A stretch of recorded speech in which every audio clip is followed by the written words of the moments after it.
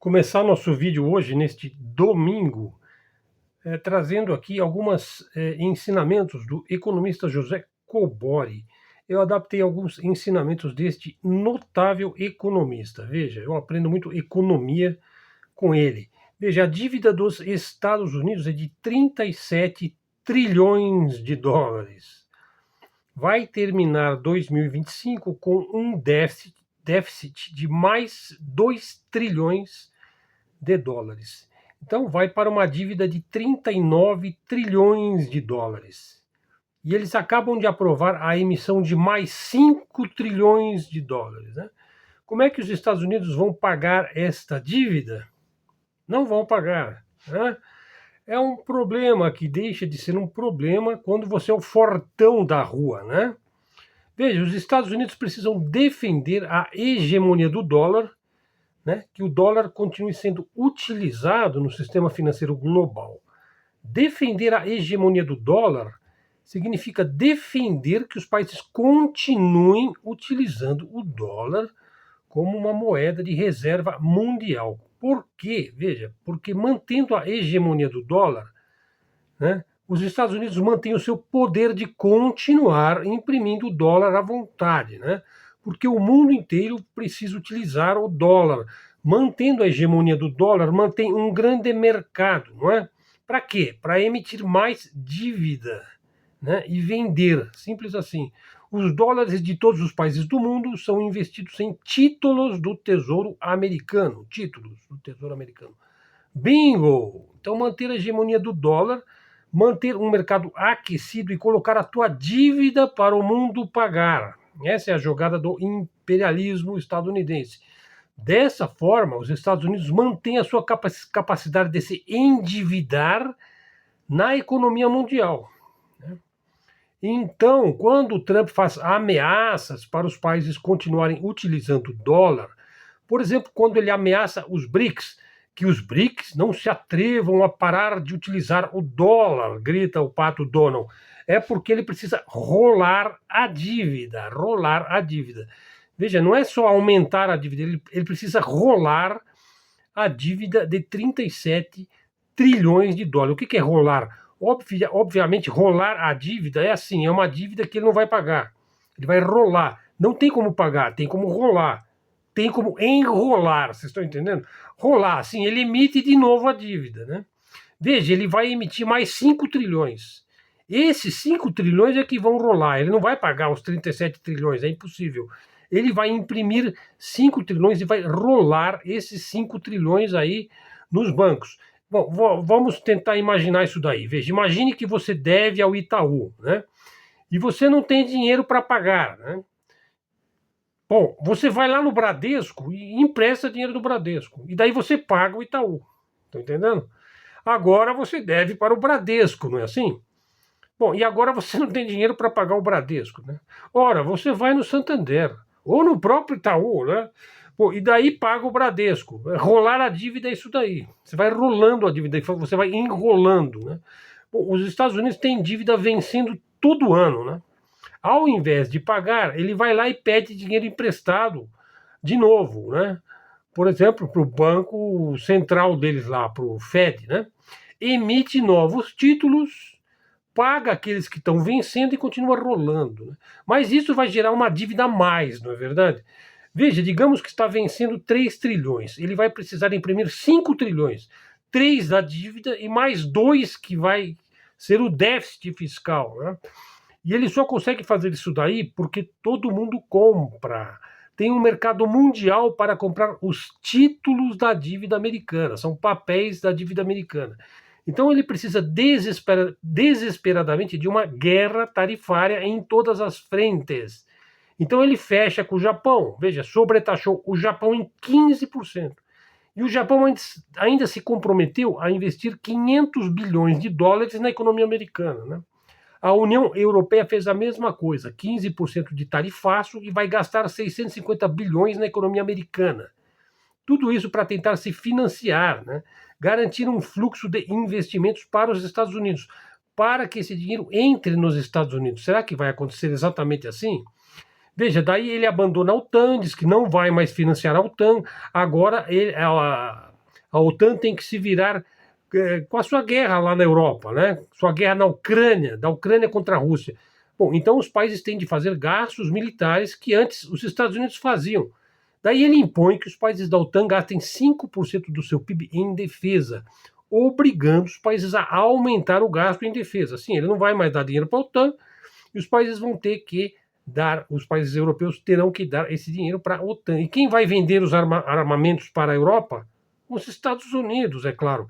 Então veja, os Estados Unidos ameaçam os países que querem abandonar o dólar, justamente para ele manter esse sistema e euro-dólar funcionando e com liquidez para ele poder rolar a sua dívida, né?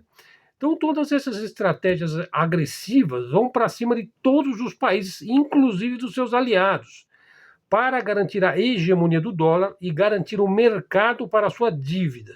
Se isso não der certo, pessoal, eu acho que não vai dar certo isso daí, né? Bom, mas eu não sou economista, eu tenho apenas algum instinto, alguma intuição a respeito. Veja, e se isso não der certo, restará ao Império Estadunidense promover uma guerra mundial, isso é óbvio. Impérios sempre caem estrebuchando, espalhando o máximo de desgraças, né? Os impérios costumam pegar em armas quando começam a perder o jogo, não é assim, pessoal? Só que eu acho que ele também não vai poder fazer uma guerra mundial, hein? Sabe, até já fiz aí um outro canal anterior, eu mostro que em meia hora a Marinha Americana estaria em maus lençóis lá na Ásia, hein? Se bem que você está no campo do adversário ali, né? Pessoal, olha como é que as coisas funcionam no mundo real. Falando da Ásia, né? Veja, os Estados Unidos perpetraram medonhas sanções à Huawei, né? A gigante da informática, das telecomunicações, dos celulares, né? Bom, e aí os Estados Unidos ele fez das tripas coração, ou fez do coração tripas, né? A fim de impedir que a China tivesse acesso aos melhores chips do mundo, né? Por exemplo, aquele que é feito lá em Taiwan, né? Daí ele vive dizendo que a China vai invadir Taiwan, blá, blá, blá, blá, blá, né? Pois bem, o que a China fez? Grandes investimentos a fim de produzir seus próprios chips. E agora, pasmem, os chips chineses estão alcançando a mesma qualidade dos chips da NVIDIA, da Intel, da TSMC, lá de Taiwan. Pois bem, diante desse cenário, os Estados Unidos começaram a retirar as sanções, né? Pois agora que a qualidade do chip chinês está maior, eles querem vender de novo os seus chips da NVIDIA, da Intel, né? da TSMC, da Samsung, para o imenso mercado chinês. Bom, eu digo aqui, faço uma previsão, né? Sempre dou uma de astrólogo aqui, né? Até o final dessa década, os chips chineses vão superar os melhores chips do mundo. Anotem, hein? Não serão sequer feitos de silício. Serão mais rápidos, menores, mais resistentes, mais baratos e vão precisar de muito menos energia para funcionar, né? Então fica aqui a dica, né? Veja, já se pode afirmar que as políticas tarifárias de Donald Trump trarão inflação e aumento de preços nos Estados Unidos. E o dinheiro da classe média será repassado para a classe alta. Para isso serve a inflação. Para você tirar o dinheiro das classes médias e baixas e colocar esse dinheiro nas minorias endinheiradas. Veja, então, o que significa isso?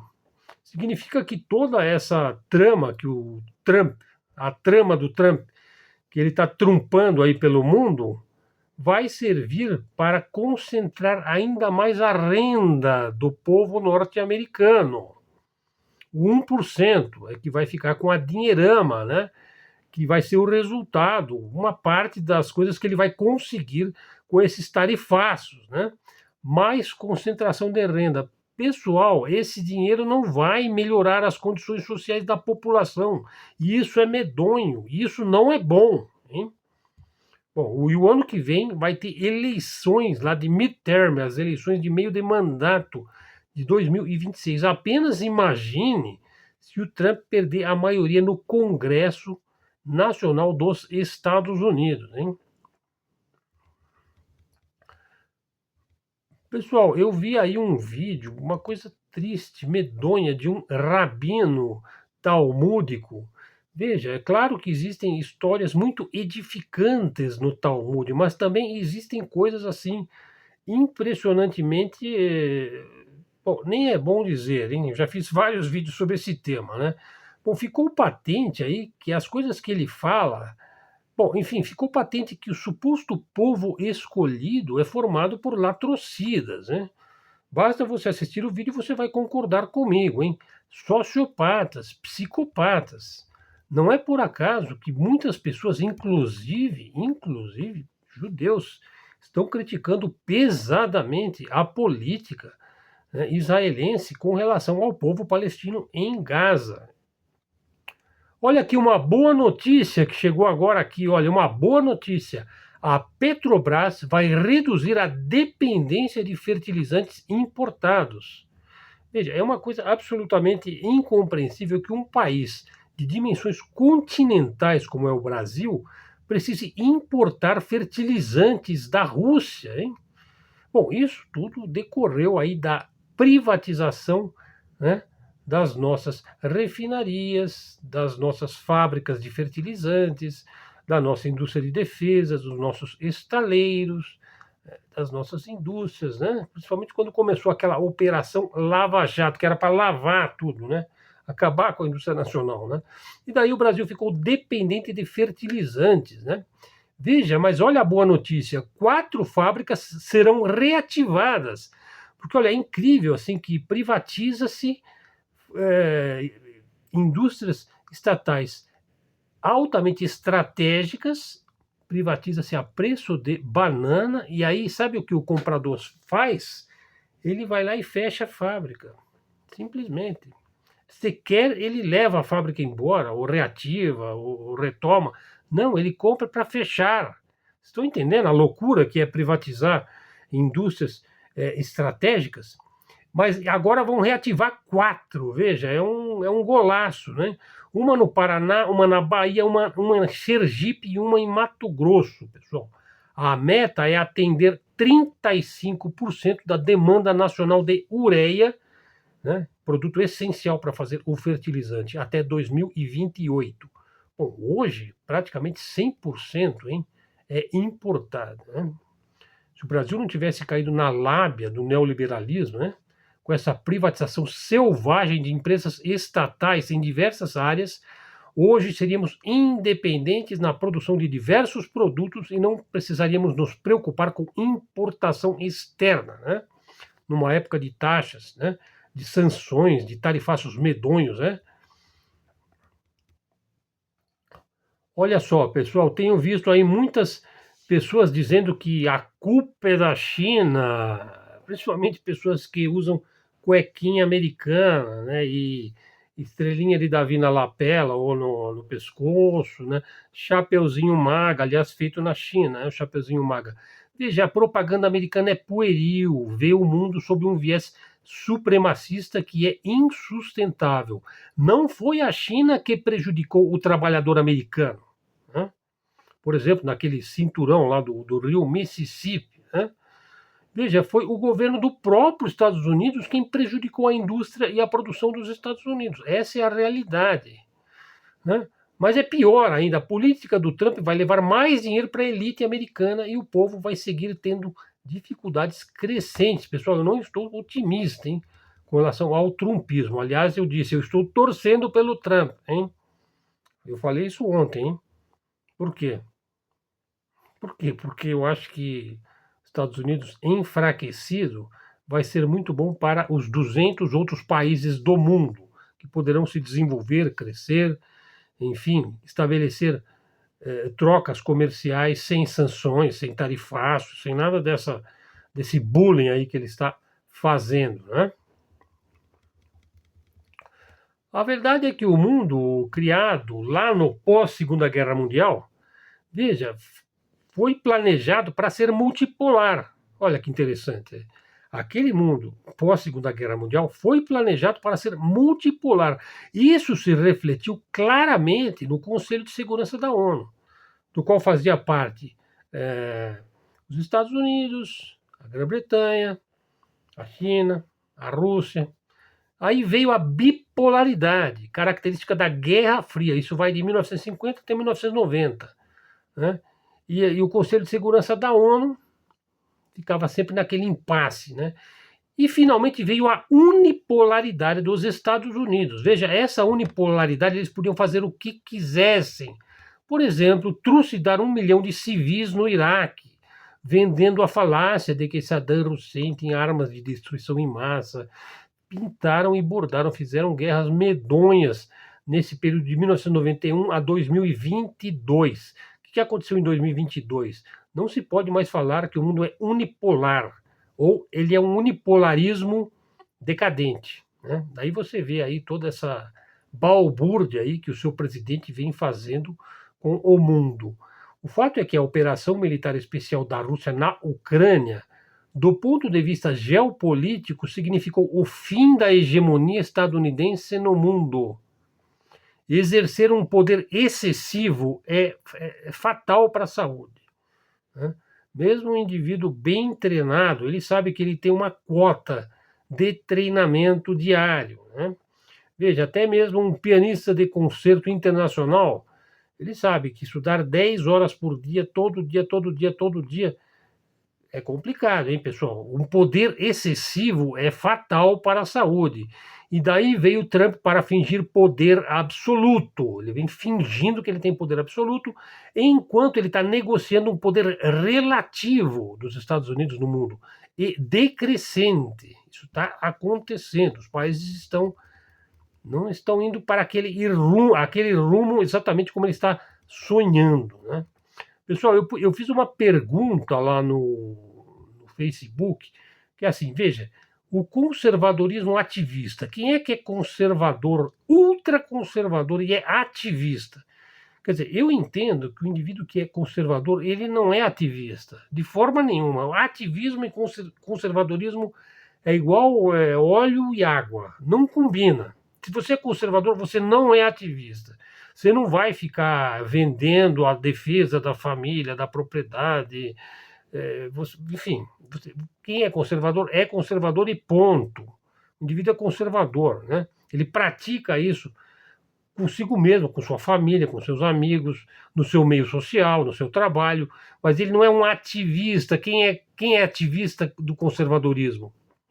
Veja, e o ultranacionalismo que acaba sendo pró-Estados Unidos. Eu entendo que se um agrupamento, digamos um partido ou uma ideologia, ela prega o ultranacionalismo, né, ela não pode ser pró-Estados Unidos. Ela tem que ser ultranacionalista do país dele, do país dela. Né? Sei lá, a Hungria, entende? A Bielorrússia, o próprio Brasil. Né? Quem é que se diz ultranacionalista aqui no Brasil e vai com a cuequinha dos Estados Unidos na manifestação? Isso não é ultranacionalismo nem aqui nem na China. Isso é um nacionalismo dos Estados Unidos. O indivíduo vê comunista embaixo da cama, né? É o anticomunismo ideológico. Né? Ele vê embaixo da cama, em cima da cama, dentro do açucareiro, dentro do liquidificador. Ele abre o computador, ele tem medo que saia um comunista dali. O indivíduo é neoliberal. Né? Não só isso, ele é um neoliberalismo radical. Né? Ele acredita piamente na lei da austeridade fiscal, né? Que o déficit público é o mal do mundo, que o governo não pode investir, que o governo não pode gastar, que o Estado tem que ser mínimo. É um neoliberalismo radical e ele acredita piamente, né, que a classe média está empobrecendo por culpa do assistencialismo que o governo realiza aí com as classes baixas aí da população. Outro ponto é o autoritarismo. Né? Veja, então tudo isso que eu disse agora são características do liberal socialismo? Ou é uma característica do socialismo? Ou caracteriza o petismo? Ou caracteriza a democracia? Ou caracteriza a extrema-direita? O que vocês acham? A, B, C, D, E. A questão está lá no meu Facebook. Quem quiser responder, está lá, né? Deixo que vocês tirem suas próprias conclusões. Bom, eu digo que o comércio mundial ele vai mudar sua natureza. Que aquele modelo adotado lá no pós-guerra será superado. A tendência, e é claro que isso leva anos, será se afastar dos Estados Unidos. Veja, porque quando você começa a brigar com todo mundo, você é o mandão da rua, né, o fortão que faz bullying com todo mundo, o jogo pode virar para você, hein? Se as pessoas se unirem, hein? Os países se afastarão dos Estados Unidos. Eles terão que se adaptar aí, hein? O dólar vai continuar poderoso, mas o sistema SWIFT de pagamentos se tornará opcional, né? E até mesmo será superado aí pelos CIPS, pelo sistema da China, da Rússia, da Índia, que terão seus próprios sistemas de pagamento. Veja, um grande acordo entre os 5 ou 6 mais poderosos do mundo poderia evitar o pior, não é verdade? E eu digo, eu torço pelo Trump porque o modo trumpista de ser acelera essa mudança de paradigma geopolítico mundial global. Pessoal, tive aí alguns problemas aí no vídeo de ontem, né? Tem pessoas que ficaram revoltadas aí porque o criador da lei Magnitsky fez uma crítica contundente à maneira como a lei foi usada aqui no Brasil, pelos Estados Unidos da América, lá na América do Norte, contra o juiz aqui do nosso Supremo Tribunal Federal. Bom, não fui eu fui o mensageiro. Apenas disse: olha, o criador da lei está dizendo que a lei não é para ser usada desta forma, que ela está sendo usada de maneira indevida. Veja, esses dias eu assisti várias entrevistas com vários advogados e advogados conhecidos, né, no Brasil todo. Tem um, inclusive, que foi convidado para ser o advogado do Jair Bolsonaro e declinou, hein? Falou: olha, eu não tenho como ser seu advogado porque você não é capaz de seguir nenhuma orientação minha. Então não tenho como advogar para você porque você faz tudo da sua cabeça. Bom, isso foi um argumento, né? Mas eu vi esse advogado e vários outros dizerem que os processos julgados lá no STF são de ampla transparência, né? Com total autonomia dos advogados, acesso aos autos, acesso aos processos, ampla defesa, amplo exercício do contraditório e por aí vai. Então, eu devo acreditar nesses advogados ou devo acreditar em aqueles que estão dizendo que é tudo feito às escuras, que os advogados não têm acesso a nada, que é uma ditadura, que é tudo na cabeça do Alexandre de Moraes, né? Eu devo acreditar em quem?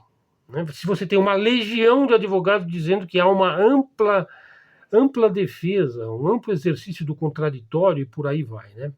Mas a verdade é que a neodireita segue, como sempre, se fazendo de santa, de santinha. E eu fiz várias críticas aqui, hein? Eu não estou defendendo a esquerda. Eu fiz muitas críticas pesadas aqui à esquerda. Por exemplo, eu achei um absurdo, né, o Lula recusar a Venezuela nos BRICS, né? Por quê? Porque a Venezuela é um mar de petróleo e eu sou uma pessoa pragmática, né?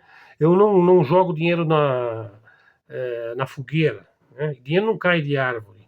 Você não pode recusar um país como a Venezuela num bloco que está se formando e que precisa de energia, de petróleo e por aí vai, né?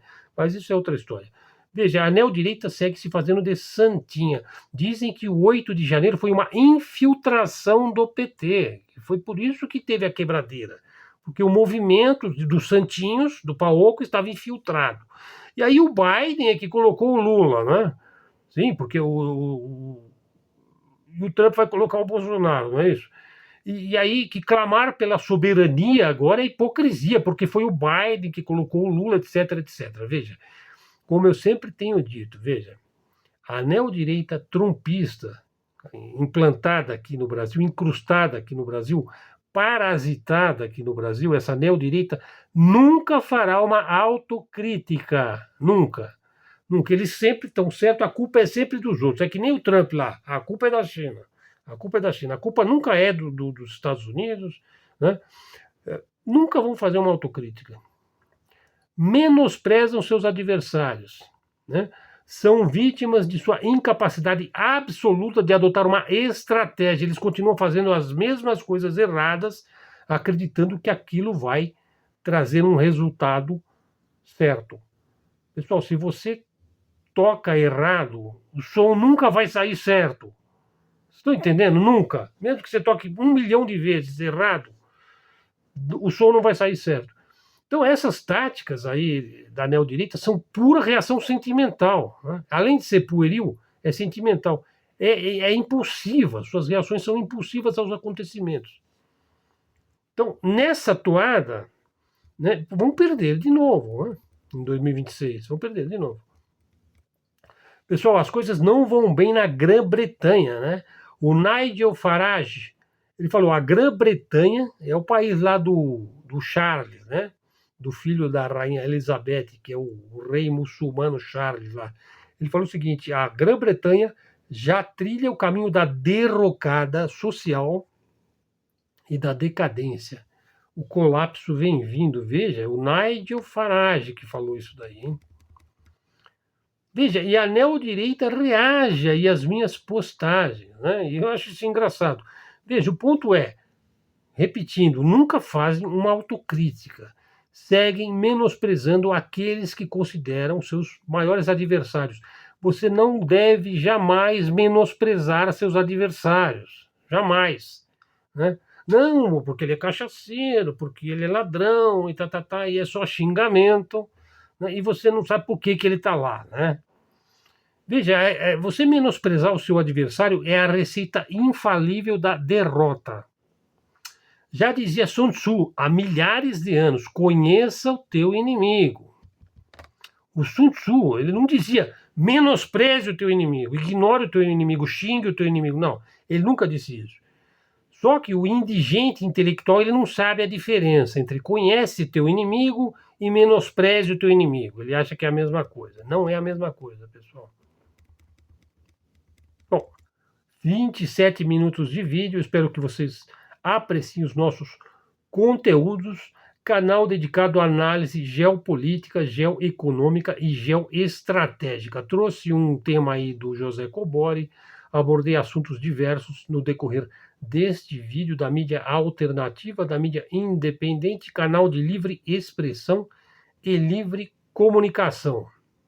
Se você chegou até aqui, peço o like no nosso vídeo, acione o sininho das notificações, faça um comentário no nosso vídeo, faça uma crítica, ou faça um elogio, ou comente o que você quiser aqui. Todos os comentários são lidos. Muito obrigado, pessoal, pela sua presença. Verifique se você está seguindo o canal Luz no Fim do Túnel. Se não estiver seguindo, já segue, indique para um amigo que queira temas atuais e análises isentas, imparciais. Não temos lado, criticamos qualquer lado, inclusive criticamos o Centrão, e principalmente o Centrão, né? Nosso lado é o Brasil, né? É o Brasil se desenvolvendo, se reindustrializando, reestatizando as suas empresas estratégicas. Viram o que eu disse aí sobre as refinarias, né? Este é o caminho. Caminho é fazer ferrovia, é cortar a ferrovia norte-sul e leste-oeste. Esse é o caminho para o Brasil. Desenvolvimento, pessoal. E desenvolvimento com respeito ambiental. Desenvolvimento sustentável. Uma coisa não contradiz a outra. É isso daí, pessoal. Vamos em frente, vamos ficando por aqui. Foi seu interlocutor Helder Araújo, que se despede agradecido pela sua atenção. Ele deseja uma boa noite. Obrigado a todos e até a próxima.